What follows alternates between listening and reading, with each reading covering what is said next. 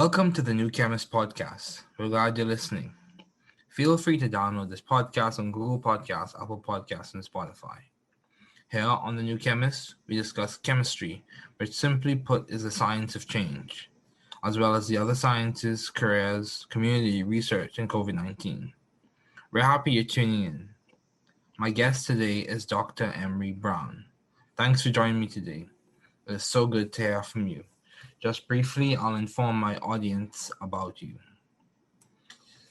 Dr. Emery N. Brown is the Edward Hood Professor of Medical Engineering and Computational Neuroscience at Massachusetts Institute of Technology, the Warren M. Zappel Professor of Anesthesia at Harvard Medical School, and a practicing anesthesiologist at Massachusetts General Hospital.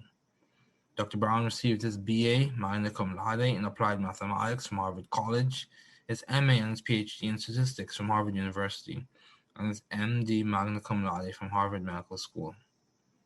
Dr. Brown is an anesthesiologist statistician whose experimental research has made important contributions towards understanding the neuroscience of how anesthetics act in the brain to create the states of general anesthesia. In his statistics research, he has developed signal processing algorithms to solve important data analysis challenges in neuroscience. His research has been featured on National Public Radio, in Scientific American, Technology Review, the New York Times, and in TED Mid 2014. He serves as the director of the Harvard MIT Health Sciences and Technology Program, the associate director of the Institute for Medical Engineering and Science at MIT, an investigator at the Picora Center for Learning and Memory, Department of Brain and Cognitive Sciences at MIT.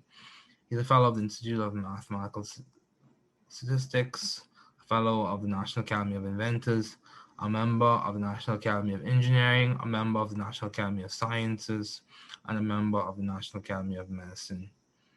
In 2007, he was given the NIH Director's Pioneer Award. He's also a member of the Association of University Anesthesiologists. These are just a few of his accomplishments. A very distinguished scientist. Please welcome Dr. Emery. Thanks, Dr. Brown, for joining me today. It's so good to have a distinguished scientist such as you on this podcast. So, Dr. Brown, what have been your longstanding interests in the field of science? Can you just discuss some of those? Well, I think they varied over time. I think that probably my strongest interest in science began in college when I got interested in statistics. So being a statistician, developing statistical methods and algorithms that people could really use to analyze data became an early interest of mine. And that's something which I pursued, throughout my career.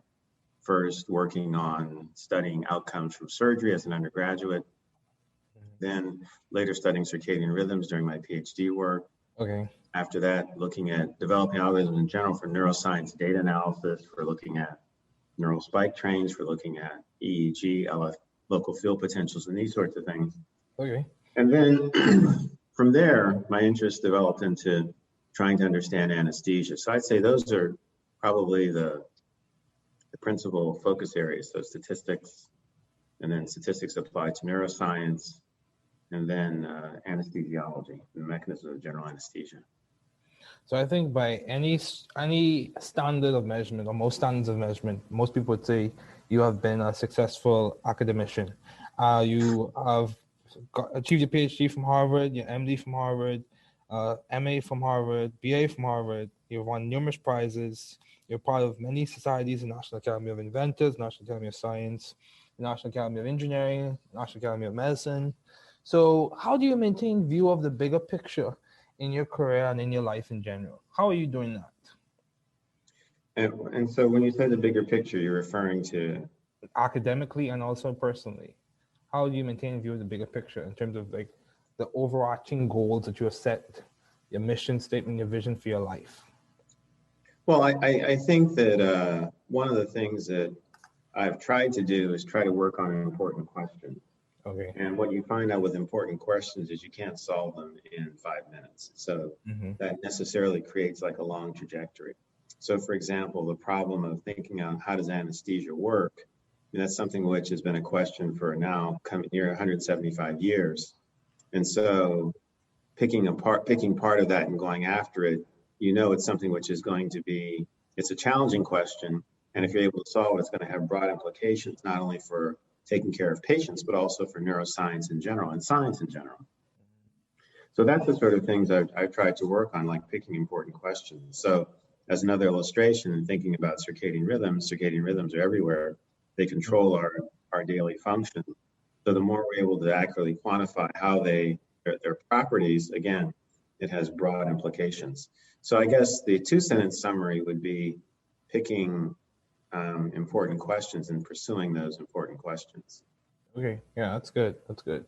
So, in what specific ways, for the layman, have you been adaptive and creative in the field of science? What specific ways? I know you work with anesthesia. I know you've been a statistician.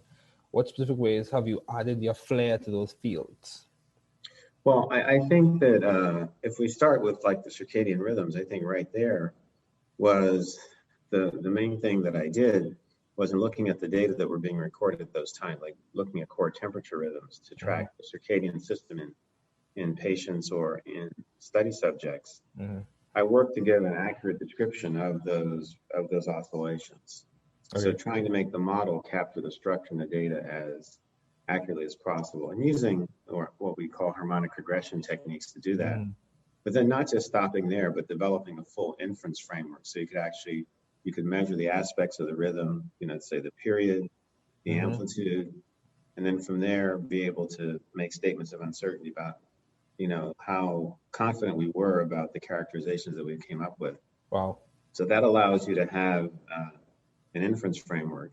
And then going on to some of the other work, like looking at neuroscience data, the same idea in principle, but there's a key concept there that I was able to take advantage of and use, and I've continued to use throughout my career, and that is neuroscience data, because you're recording from the brain and central nervous system, is dynamic. It changes over time. And you need statistical methods that also capture those changes over time for it to be accurate. And so those were things that I was practiced in, that I learned as part of my PhD training. So whereas most of the methods that were being used are static, and so so then it becomes like a kludge to really use them. So by starting from a framework where I already had methods that were dynamic, that capture phenomena that change over time, I was able to develop more accurate descriptions of those sorts of data as well. So in other words, really understanding the properties of the data, really what the essential elements of the problem are. I think that's something which I tried to focus on, and that's, yielded me some measure of success to date. Yeah, I would say so too. It did. So, how have you sort of found the right environment for you to thrive scientifically and intellectually? I think a lot of people aim or aspire to be at institutions such as Harvard and other institutions as well. So how do you know that was the right environment for you to thrive in scientifically and intellectually? Well, I can't say that I knew it. I mean, I think I was just like any other student starting off at, like Harvard, really in many respects impressed by what the institution had to offer. But then once I was there, then saying, well, I really have to take advantage of this. And I remember specifically that when I was a junior and I was thinking about what I wanted to do for my research for senior thesis, Ken Wachter, who was a professor in the statistics department at the time, said, well, since you're thinking about going to medical school, you should probably write a thesis, an undergraduate thesis on a medical topic. And he suggested I go and talk with Professor Fred Mosteller about that particular issue, and work developing a research project with him, because he was a statistician who was working on studying outcomes from surgery. And that this would be a good idea for me to join a project like that. So that's what I did. So I guess the key thing was realizing that what sort of opportunities were there at Harvard, and then taking advantage of them, because you could certainly be there and not take advantage of opportunities that were there. That's true. I think one of the real things that, and I think it was the case at the time, I think it still continues to be the case, the opportunity to write a senior thesis with, a leading scholar in an area is something which, was amazingly beneficial for me for the long term. It got to watch up close and personal how, one of the top statisticians in the world did research. I got to see, how he thought, how he interacted with, other scientists, with physicians, and it was very helpful for me to think about the sort of scientist, and in my case also physician, that I wanted to be, and the way I'd like to be able to do research. And being very specific, one thing about Professor Mosteller was that he could work with anybody. He could work with the best statisticians, the top physicians, Mm-hmm. graduate students, postdocs, but he could also work with undergraduates like me. And so having, just basically seeing that, and I can honestly say that's something I've tried to emulate. Oh wow, that's good. That's definitely good. So, you speak about your desire to attend medical school in your junior year. So, how did you delineate or decide between MD, PhD, or MD? Because I think that's a challenge that a lot of people encounter.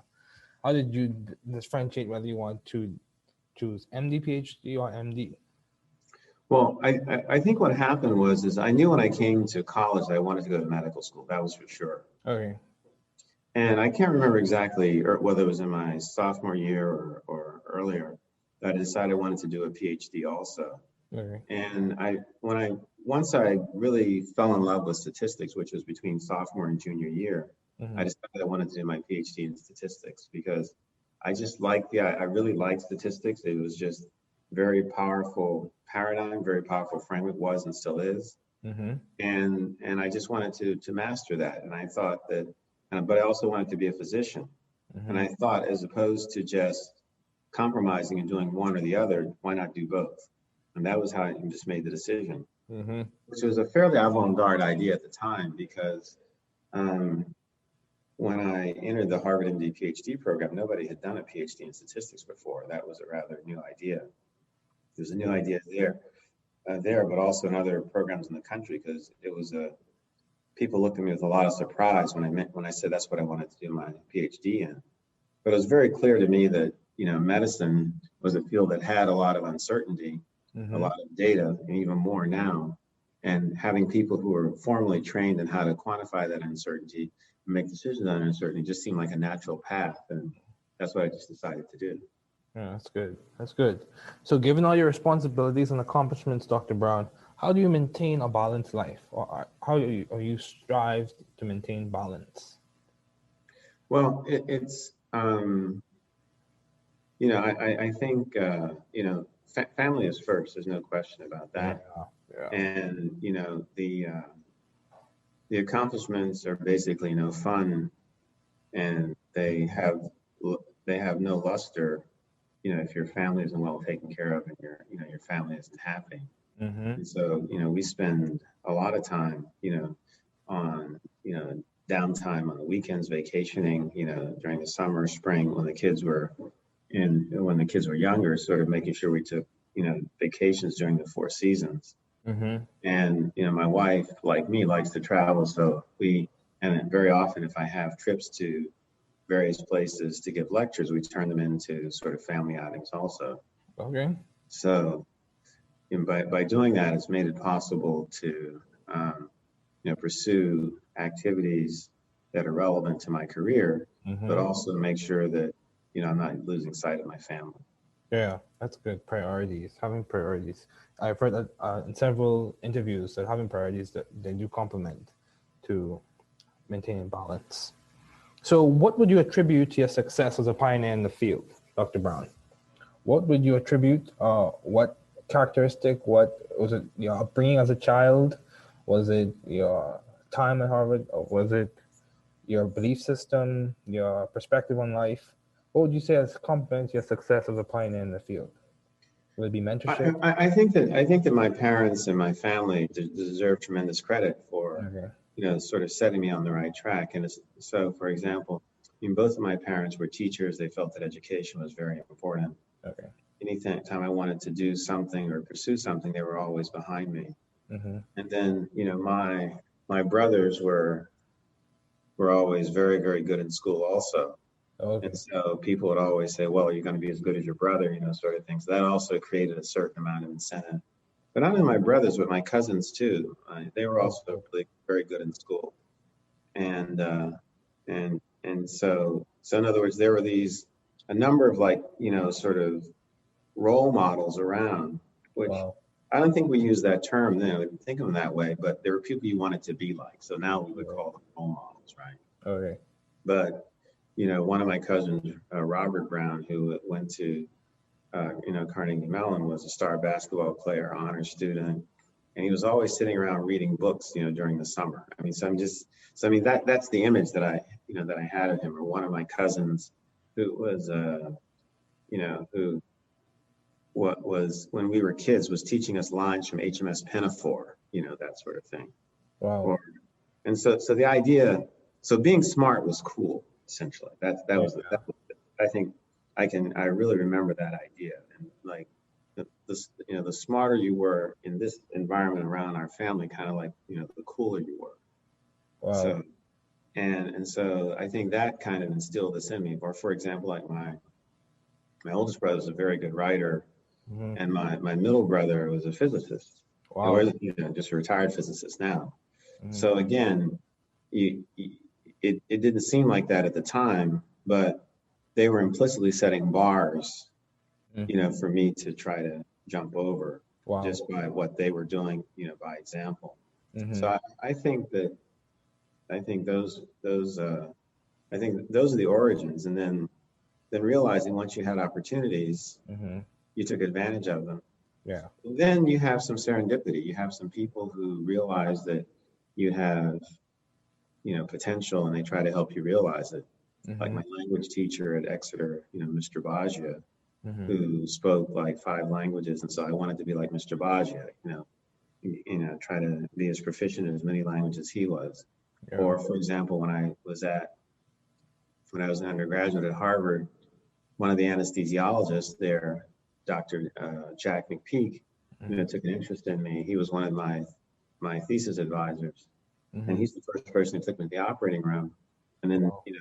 several years later, when I decided to go into anesthesiology, I was able to turn to him and get advice, and he helped me, arrange to take, a rotation in anesthesiology, and decided that that's what I wanted to go into.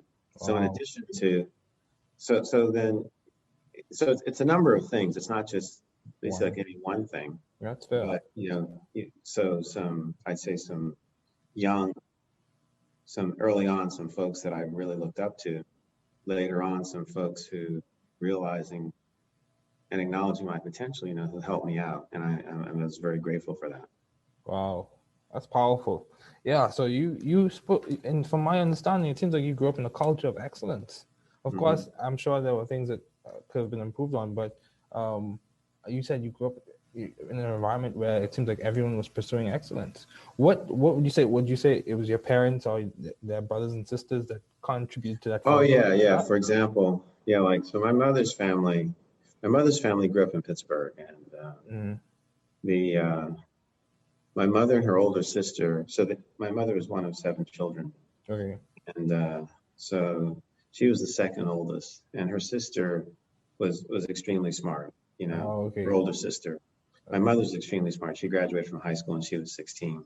Wow. I remember my uncle, who was the next one in line, the third one, was saying to me, he says, your mother and Anna and your Aunt Anita made it hard for me because they had done so well in school. I had to do well too, that sort of thing. Okay. And on Yeah. the other hand, my father was very industrious. I mean, he was someone who was orphaned. He was 14. He and his brother had lost both his parents. They were raised by their grandfather. Wow. But they had someone who, my his grandfather, my great grandfather, was this amazing guy. He was a minister, but he was also a gentleman farmer. Okay. And he owned this very large parcel of land, Mm-hmm. there in Florida, where I grew up, which we still own today. Okay. And that he was an amazingly industrious person. And I know that rubbed off on my father because my father was always doing stuff, both for the family, but also for the community. He was very committed to his community. Mm-hmm. So I think that, in fact, I know that, I inherited that perspective, Mm-hmm. those goals, those sorts of, the sort of, the sort of can-do attitude that my father, always had. And I'll just give you one example. Like Okay, I'm here to listen. at the time, my father's grandfather wanted him to move back to Florida because after he got married, they lived in New York and in Pittsburgh. Mhm. And he wanted him to move back because he wanted somebody living on their property. So my father decided to build a house. So this was in about 1957, 1958. Okay. And as you can imagine, my father couldn't get a loan from the bank to build a house. Mhm. And as we know, one of the most important things entering into the American dream is to be able to build a house and lay Mhm. down roots, right? Yes, I agree. So I didn't know this until many years later. Um, he actually borrowed money from an auto body shop to build a house. He couldn't get Oh, a loan from the bank. wow. And I remember when we paid off the note, I don't know, I must have been about 10 or 11 at the time. And I didn't quite understand everything, that was going on, but I subsequently figured out what had happened. Mhm. But, but the thing is that because the conventional means that most, Americans would have used to build a house, getting a loan from the bank and doing that, wasn't available to him, he had to come up with another strategy that would Yeah. work. Mhm. And he did it. And so I think about that now. I mean, think about if he'd not been able to do that. Mhm. Where would I be now if he hadn't done that? Mhm. And so, but then taking from that, realizing that if people put obstacles in your way, you have to outthink them. Yeah. I mean, and I've seen myself do that like on a number of occasions. But I mean, but that was probably one of the most concrete examples because the Mhm. people at the bank couldn't believe that an African American would want to build like a real house, like a solid, you know, 3 bedroom, 2.5 bathrooms, living room, Florida room, Mhm. outside porch, house. They figured it would just have some idea of like a little shanty or something like that in mind, but that was far from what my father had imagined because he had studied industrial arts in college, so he Okay. knew how to build things. Okay. And with the help of his brother and his uncles, they actually built the house. Wow. Wow. That's good. Yeah. Yeah. Wow. I'm learning a lot, Dr. Brown. So, how have you maintained vision and teamwork in your environment, in your lab, in your workspace in Mass General? How do you maintain vision and teamwork? How do you make sure that everyone's collaborating and seeing the big picture and trying to answer those important questions that you mentioned? I think there are two things. I think one, you look for cool problems, Okay. and you get people excited about cool problems. I think that's the starting point. Mm-hmm. And then you let people loose and let them use their creativity to start working on them. You guide them. Mm-hmm. But at least this is what I like to do. I like to guide people to help them solve problems and then pitch in, when they, need my help because it allows them to develop their creative capacities and bring them to bear on a problem. Mm-hmm. I think that that's probably the most important thing, and also making it fun. I mean, Mm-hmm. you know, I uh, I feel like in many regards now I'm more a cheerleader than anything else. I'm not so much the person like doing the work. I'm just there rah rah rah, Yeah. keeping them going and offering suggestions and making sure people aren't getting stuck. Mm-hmm. And I think that's probably the main thing that I do. Mm-hmm. And I can honestly say it's fun. It's fun working with. It's watching people who are many years my junior master concepts that I didn't master until I was like maybe 20 years older than they were. Like, wow, they know this stuff already. You can only imagine what they can do or what they'll be able to do, going on into the future. Mm-hmm. And so just sitting there marveling at that and trying to facilitate that is a real pleasure. And I try to keep that going on a day-to-day basis. Okay, wow. So, as we start to wrap up, you mentioned how being smart was cool. I can be wrong with this. However, I'm not sure if that's the prevailing message in many instances or in many circles. Hmm. So what would you say could complement a change in that dynamic? Where it's not just the athletic environments that have a lot of attraction to them for young people, but academic environments as well. How can we make that a more prevailing message? That intellectual curiosity and intellectual development is worth the time and effort. Yeah, I mean, I think we really have to. I mean, I'm clearly biased because I'm an academic. I'm in science, and I Yeah, feel yeah, strongly that people should know about yeah. academics and science and those sorts of things. But I think that I'm indebted to you for taking time to talk to somebody like me to allow me to tell my story Oh wow. because it's it's more exciting to hear about Jason Tatum having scored 50 points and won the game for the Celtics Oh, than definitely. like to hear about what I'm doing. So and that's just the realities of it. That's true. But however, being able to, like, for example, I have three after my father, I have like three additional heroes in mathematics. Right. One is Benjamin Banneker, the black mathematician Mm-hmm. who Mm-hmm. laid out DC. Mm-hmm. He was the first person to really characterize the cycles of the circadia, Mm-hmm. the insects which come out every 17 years. Mm-hmm. So and he did this over something like 4 or 5 cycles. So he started when he was 17. Okay. And so he was probably the country's first data scientist when you think about Wow. it. Or another person is Katherine Johnson. When I learned about her, I was just like blown away. Mm-hmm. Basically the woman mathematician, African American woman mathematician, who worked out the flight trajectories for the early Mercury and I think also Gemini space missions. Mm-hmm. I mean, just think about it. She did the calculations by hand. Yeah, that's true. I mean, that's just like unreal. And the third person who actually had the good fortune to meet is David Blackwell. He was Mm-hmm. African American professor at Berkeley, University of California, Berkeley, professor of statistics. Mm-hmm. I mean, just like an amazing mind, soft spoken, just totally respected because he was just so brilliant. First Mm-hmm. African American elected to the National Academy of Sciences in 1964. So Wow. more than 100 years after the academy was actually set up, the first African American was elected. It was he. Mm-hmm.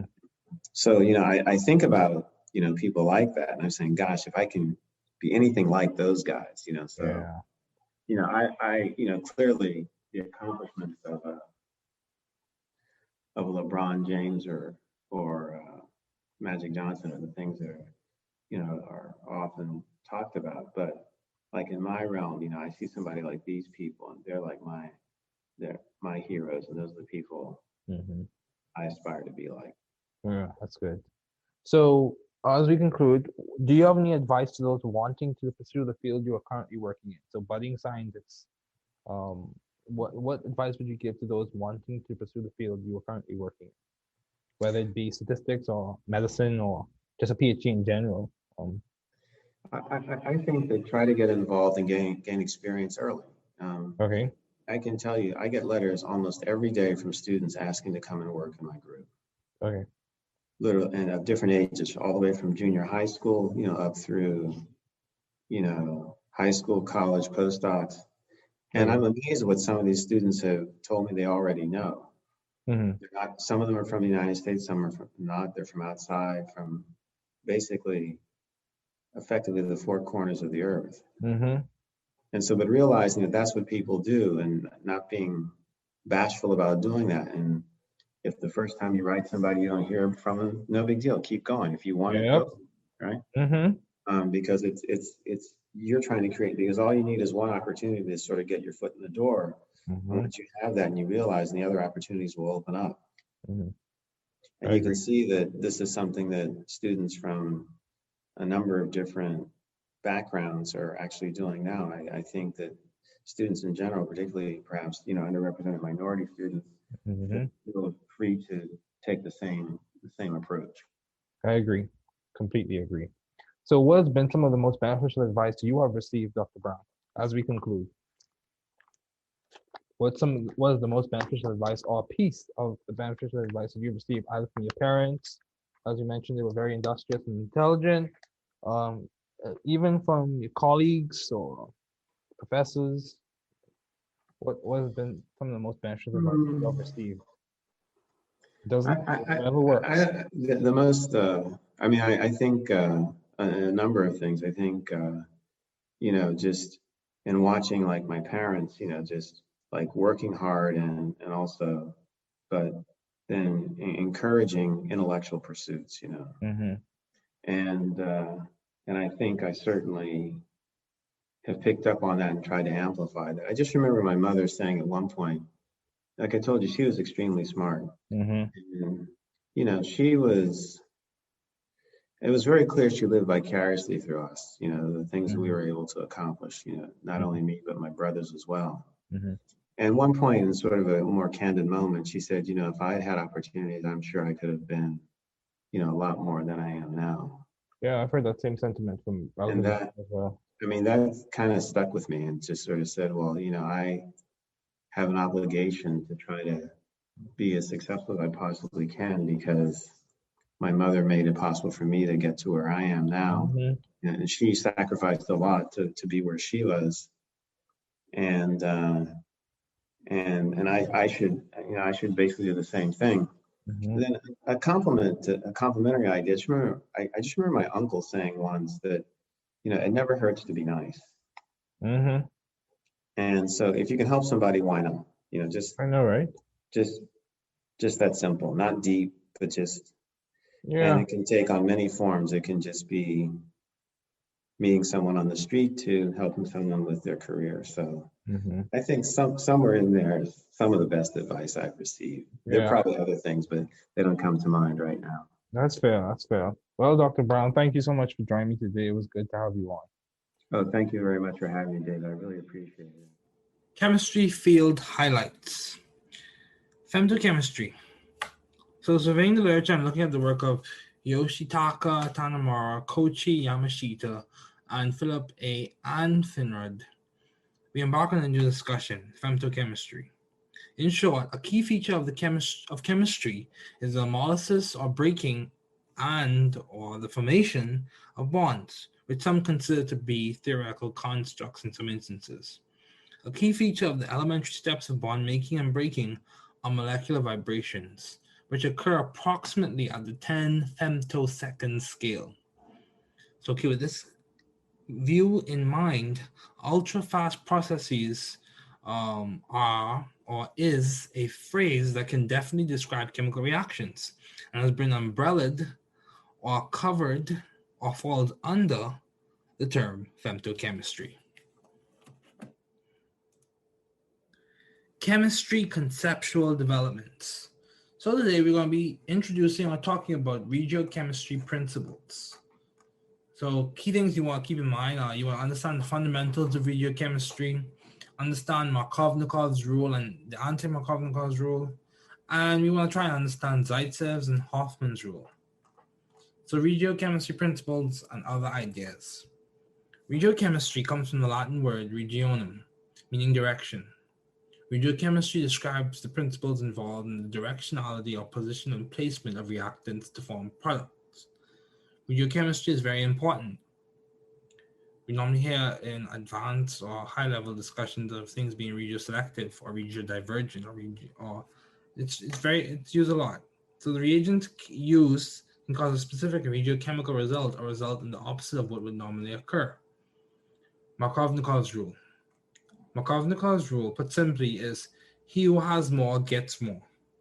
Markovnikov's rule in the addition of a halide to an unsymmetrical alkene, typically in the addition of a halide to an unsymmetrical alkene, the hydrogen goes to the carbon with the greatest number of hydrogens and the halide ion goes to the other carbon. In another way, this rule states that the halide adds so as to form the more stable carbocation intermediate. Anti-Markovnikov. Anti-Markovnikov is the reverse. He who has more gets less, in which the carbon with the greatest number of hydrogens does not receive the hydrogen, but the most electrophilic portion of the molecule.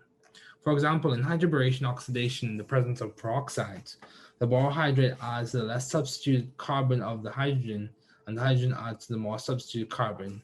In short, now mechanistically, it may occur slightly, it's a little bit more involved and more detailed, but in short, that's what we're going to say occurs. However, the stability comes about because the electron density shifts from the electrophilic borohydride, resulting in it possessing a partially negative charge, and the more substituted carbon possessing a partially positive charge. This is indeed stable due to the electron density donating capacity of the alkyl group, S character, and orbital overlap of the alkynyl carbon. The alkynyl group with the alkyl or electron donating substituent provides stability. Zaitsev's rule. Zaitsev's rule is a directionality principle in which the most substituted alkene is favored to the use of a small base, such as ethoxide.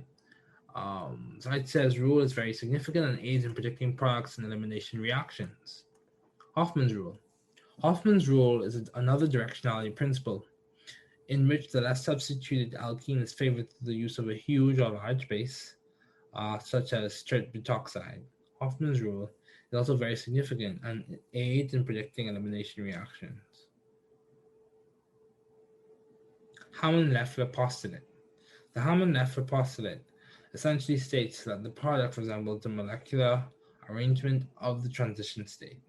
In simpler terms, the view on the potential energy hill continues in some ways as you follow through the potential energy journey. So progressing in that direction, we're going to talk about some new stuff today. Again, surveying the literature and looking at the work of Shantanu Roy, Stefan Godeka, and Vladimir Hellman, we embark on the journey of the Bell-Evans-Polanyi principle. So typically, or in short, the Bell-Evans-Polanyi principle is valid for a chemical reaction that proceeds along the reaction coordinate over the transition state. And that concept is extended to molecular dynamics trajectories that in general do not cross the dividing surface between the initial and final local minima at the exact transition state. It's very important and it has a lot of implications. It's a conceptual tool in physical chemistry, and we have come to understand that this principle can be used to improve the efficiency of existing molecular dynamics-based methods by tuning the energy of these molecular dynamic trajectories.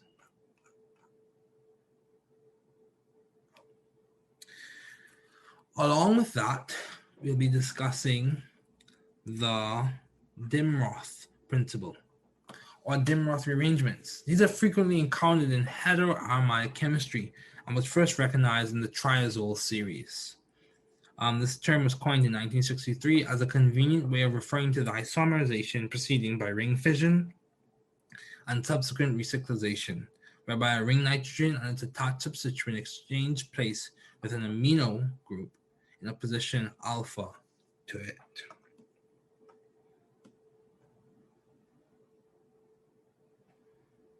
Moving right along, we'll discuss a mechanistic highlight. Today we'll be talking about the Suzuki cross-coupling reaction. The Suzuki cross-coupling or the Suzuki Miura cross-coupling is a type of palladium catalyzed cross-coupling reaction. CC bond formation using aryl halides and organoboronic acids. It is one of the most important reactions in synthetic organic and medicinal chemistry. There are two suggested pathways. The oxo-palladium pathway is a preferred mechanism, as some may say, and the boronic pathway is another description of what occurs. Of course, these occur through catalytic cycles, and this reaction was likely first described around 1979. In 2010, Akira Suzuki, jointly with Richard F. Heck and Ichi Negishi, received the Nobel Prize in Chemistry for the development of palladium catalyzed cross-coupling reactions. Wrapping up the highlight section, we'll talk about Nobel highlights. So Savant Arrhenius. Savant Arrhenius was born on February 19, 1859, near Uppsala, Sweden. He received the Nobel Prize on December 10, 1903, in recognition of his theory of electrolytic dissociation. His father, Savant Gustaf Arrhenius, held a position at the University of Uppsala. His uncle, Johan Arrhenius, was a botanist, writer, and a longtime secretary of the Swedish Agricultural Academy in Stockholm. Savant Arrhenius was an outstanding student in school. He learned reading and arithmetic at a very early age, and in his secondary school excelled particularly mathematics and physics. His physics teacher was M. Flederis, author of the most popular contemporary Swedish secondary school physics textbook. His university degrees were all from the University of Uppsala. Definitely a chemist that worked hard. This ends the session of highlights for this podcast episode. Thanks for listening. We're glad you were able to tune into this podcast. Once again, this is The New Chemist, where we discuss chemistry, which simply put is the science of change, as well as the other sciences, careers, community, research, and COVID-19. Thanks again for listening.